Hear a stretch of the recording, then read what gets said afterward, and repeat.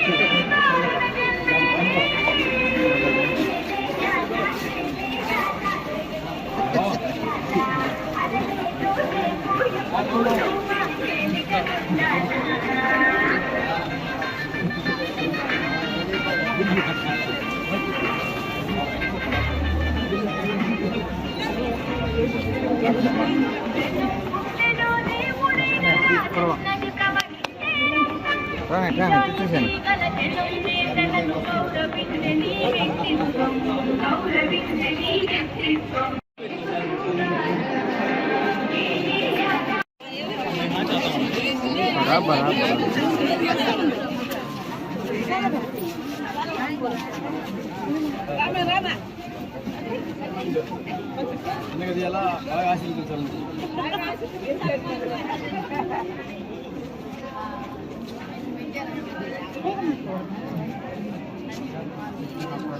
అందరికీ నమస్కారం.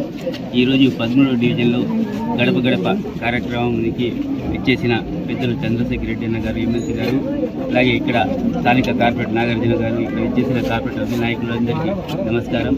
ఈరోజు 13వ డివిజన్లో నాకు మన ప్రియతమ ముఖ్యమంత్రి జగన్మోహన్ రెడ్డి గారు ఒక అవకాశం ఇచ్చి ఒక సామాన్యుడికి ఈరోజు వైఎస్ఆర్ కాంగ్రెస్ పార్టీ తరఫున టికెట్ ఇచ్చి ఈరోజు జనాలకి సేవ చేసుకునే, నెల్లూరు ప్రజలకి సేవ చేసుకునే అవకాశం ఒకటి కల్పించారు. నేను ఎప్పుడు నిత్యం జనాలను తిరుగుతూ వాళ్ళ ఏం కష్టం ఉన్నా తప్పకుండా ప్రతి ఒక్కరికి అందుబాటులో ఉంటా. అలాగే మన సిటీ ఎమ్మెల్యే గారు నెల్లూరు నుంచి ఇక్కడ మన నరసరావుపేట ఎంపీగా పోయారు. ఇక్కడ ఒక అవకాశం నన్ను సిటీ నియోజకవర్గ ఇన్ఛార్జ్గా ఇక్కడ పెట్టడం జరిగింది. మీకు ఎప్పుడు అందుబాటులో ఉంటా, ఒక సామాన్యులను మీకు ఎప్పుడు అందుబాటులో ఉంటా. ఇక్కడ జగనన్న చేసిన సంక్షేమ పథకాలే, క్యాండిడేట్ ఎవరనేది ఇక్కడ సంబంధం లేదు. జగనన్న చేసిన సంక్షేమ పథకాలు ప్రతి ఒక్క ఇంట్లో ఏదో ఒక పథకం ద్వారా లబ్ధి పొందినారు. ప్రతి ఒక్కరు ఈరోజు మమ్మల్ని ఆశీర్వదిస్తున్నారు. అలాగే మన నెల్లూరు సిటీ మా ఎమ్మెల్యే గారు ఎంత అభివృద్ధి చేస్తున్నారు మీరందరికీ తెలుసు. ప్రతి ఒక్క వీధిలో సిమెంట్ రోడ్లు కానీ, అలాగే ఇక్కడ ఈ వార్డులోనే కనీసం 15 కోట్లతో ఇక్కడ అభివృద్ధి జరిగింది. 13వ డివిజన్లో పార్కులు కానీ, రోడ్లు కానీ, ట్రైన్లు కానీ, ఇలాగా ఎన్నో సంక్షేమ పథకాల ద్వారా ఈరోజు ప్రతి ఒక్కరూ వైఎస్ఆర్ కాంగ్రెస్ పార్టీని ఆస్వాదించి తప్పకుండా ఫ్యాన్ గుర్తు కొట్టేసి మంచి మెజార్టీ గెలిపిస్తారని కోరుకుంటున్నాను. అయితే ఇటీవల మనం గమనిస్తా ఉన్నాం, తెలుగుదేశం వాళ్ళు చెప్తా ఉన్నారు అభివృద్ధి అభివృద్ధి మీద మేమే అంబాసిడర్ అని చెప్తా ఉంటారు. చాలా హాస్యాస్పదం. నేను గత 2 రోజుల నుంచి కూడా ఇదే విషయాన్ని చెప్తా ఉన్నాను. పచ్చి అబద్ధాలు వాళ్ళ జాతీయ నాయకుడు చెప్తా ఉంటే ఇక్కడ స్థానిక నాయకత్వం కూడా పదే పదే ఒక అబద్ధాన్ని చెప్పినప్పుడు అది నిజమైపోతుందనే భ్రాంతి కలిగించడానికి ప్రయత్నం చేస్తా ఉన్నారు.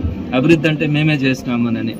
మీరు గమనించుంటారు, గత వాళ్ళ ప్రభుత్వంలో మొదటి 4 సంవత్సరాల్లో ఎక్కడా కూడా కనిపించినటువంటి వ్యక్తులు చివరి 6 నెలల్లో ఎలక్షన్స్ లో కంటెస్ట్ చేయాలన్న ఉద్దేశంతో అన్ని కూడా రోడ్స్ అన్ని బ్లాక్ చేసి ఏదో ఒక యుద్ధం చేస్తున్నట్టుగా నాసిరకం రోడ్లు వేసి ఈ రోజు అన్ని కూడా రోడ్స్ అన్ని కూడా పోయినాయి.